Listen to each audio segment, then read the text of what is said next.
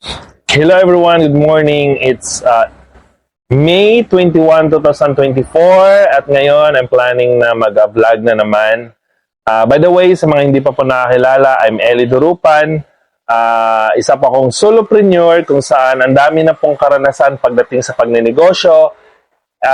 Marami ng kabiguan and at the same time, meron na rin pong naitawid. Kaya yung mga vlog ko, it's all about business at mga ka-experience, mga pananaw ko no, pagdating sa pagnenegosyo. Now kasi naisip ko lang na my topic is all about giving. No? Ay, siguro yung sa pagbibigay. No? Yun lang yun, dun lang yung topic natin. No? I believe na marami pong aral no, na pwede tayong makuha dito. Kaya gusto ko talagang ilabas yung vlog na to.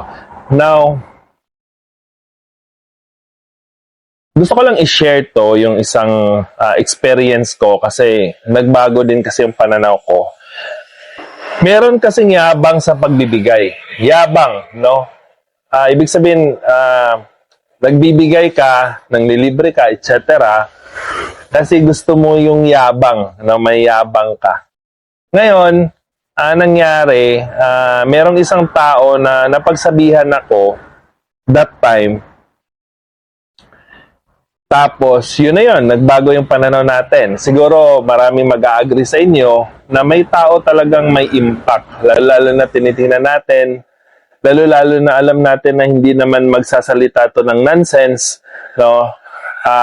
At sa ikakabuti natin. Now, sinabihan ako ng tao na to na, Eli, you can't be a charity if you yourself is a charity.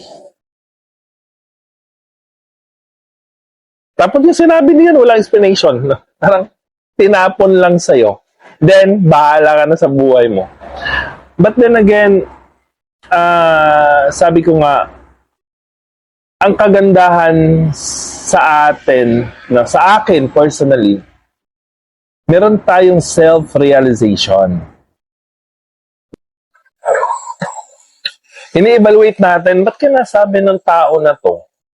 Bakit kaya ganito, ganyan? May impact. Then, yung katotohanan, masakit talaga yan. Diba?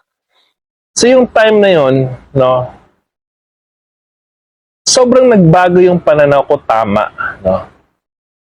Kasi kung pansin nyo lang no, dito, kung sino pa yung may pera, siya pa yung hindi maglalabas ng pera. Pansin nyo? Sa labas or sa ano. Kung sino pa yung nag-gets nyo na yun, di ba? Pansinin nyo lang, kung baka hindi nyo napansin, pansinin nyo. Yung may mga meron, yun pa yung hindi magpapalabas ng pera. Yung mga wala, yun pa yung sobrang yabang na labas dito, siya pa yung manglilibre, etc. Sabi ko, yung postura, yung mindset, you have to accept kung saan ka pa, kung ano yung status mo, bago ka makaakyat. Promise. Sa utak natin, pwede tayong mag-ambisyon ng sobrang taas. Walang problema 'yon. 'Di ba? Kasi at least pag lumagpak tayo, mataas pa rin yung naabot natin. Kasi yung drive natin sobrang tibay, sobrang lakas na yun yung kasing ini-aim natin eh, 'di ba? So 'yun. Kailangan sa atin self-realization. Okay. Now, nagbago yun. Nagbago. Pansinin nyo kasi may mga tao na no, may nakausap kasi ako na sabi, isusubo na lang, ibibigay pa. At ito yung para sa akin good news. Sa lahat ng sobra, kung sobra ka magbigay na kahit isusubo mo na lang, ibibigay mo pa. Yun yung sobra na para sa akin. Pero ito with sincere heart ha, hindi sa yabang ha. Para sa akin walang masama doon. Pero kaya lang it so happen, hindi din ako ganon. Kasi ako, pag nagbibigay ako, na hindi sobra sa akin, hindi nagiging maganda yung pakiramdam ko. At kung isang paniniwala ko, pag nagbibigay ka, kailangan masaya ka. Happy giver ka. Kasi kung nagbibigay ka lang din naman, tapos hindi ka nagiging masaya, ay wag na lang. Please, don't do that, no? Para lang ma-impress yung ibang tao. No, wag mong gawin. Pero kung sincerely, ganun talaga yung karakter, attitude mo, yung magbibigay ka ng bahala na okay lang ako. May mga ganun tao, salute po ako sa inyo. Promise. It so happen, hindi lang kasi ako ganun. Then, kasi meron din akong paniniwala na nung narinig ko naman to, no? Hindi masama kasi ini-embrace nga natin eh. Nung narinig ko to, kay Chinkitan, sabi ni Chinkitan, if you are not part of the solution, make sure hindi ka rin parte ng problema. Let me explain. Nagbigay ka, bigay ka doon. Tapos, kalaunan, ikaw naman yung wala. So, ano nangyari? Ikaw naman yung problema ng mga taong mahal mo sa buhay. So, better, kung wala kang ibigay, ibigay mo lang, hindi financially. Magbigay ka kung ano lang yung kaya mo. Diba? Kasi, pag dumating yung time na ikaw naman yung wala, ikaw naman yung puproblemahin ng mga mahal mo sa buhay. So, hindi rin maganda. Okay? Para sa akin, yun yung ano ko doon. So, kailangan secure mo na, then yung sobra, pwede ka magbigay. At kailangan yung pagbibigay, happy giver ka. Happy, masaya ka. Pag nagbibigay ka, masaya ka. Okay? Ganun lang siya kasimple. Okay? So, it's all about yung mindset natin. Kung paano natin ita-transform into something na, okay, ito yung gusto kong yakapin. Ganun ako. May mga, kailangan tayo, may mga prinsipyo tayo, may mga paniniwala tayo na kailangan natin i-embrace. Ito kasi yon. So, just try to imagine yung transformation mo for being this person to this person. Yun yung kagandahan sa pagninegosyo. Kung dati ako, lunar, mahiyain, lunar, ganito, ganyan. Kung pinasok ko yung pagninegosyo, I realize I have to talk, I have to communicate.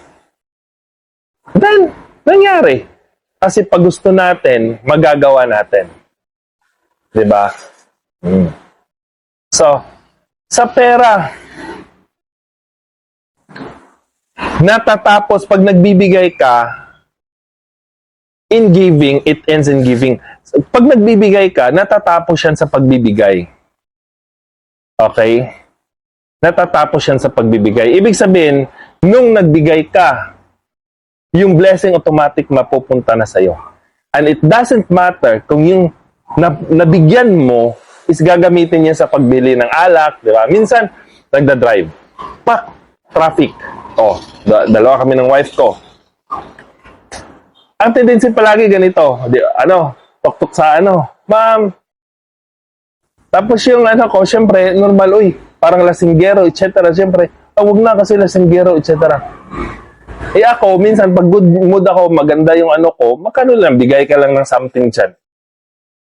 Kasi nga, actually, ito naman, yung mentality na yon, nakuha ko din yan, kay that was years ago, no? Kay John Calob. Wala pa tong mga trainer na to, itong mga online, Si John Calob, malupit na talaga na trainer. Naka-attend ako sa Iloilo City nung nag-training siya doon sa isa sa mga niya. So, nagbayad din kami. Pero isa sa nakuha ko doon, yung pagbibigay, which is naniniwala ko, yung pagbibigay, pag nagbigay ka, wala na doon. Kung nagbigay ka sa simbahan, nagbigay ka sa kulubi, nagbigay ka kahit kanino, it doesn't matter na kung saan nila gagamitin. Kasi, nung nagbigay ka, yung blessing, babalik na sa'yo, automatic. Credit na yan sa'yo. So, to all businessmen, solopreneur out there, no? Kung ano man yung meron kayo, kung ano man yung karakter meron ka, sa anong estado mo ngayon, kung sino ka ngayon,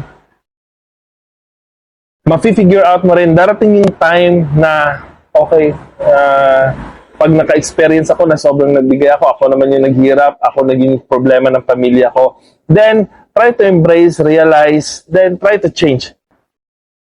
Depende sa inyo yun, no? I'm not here to dictate, no?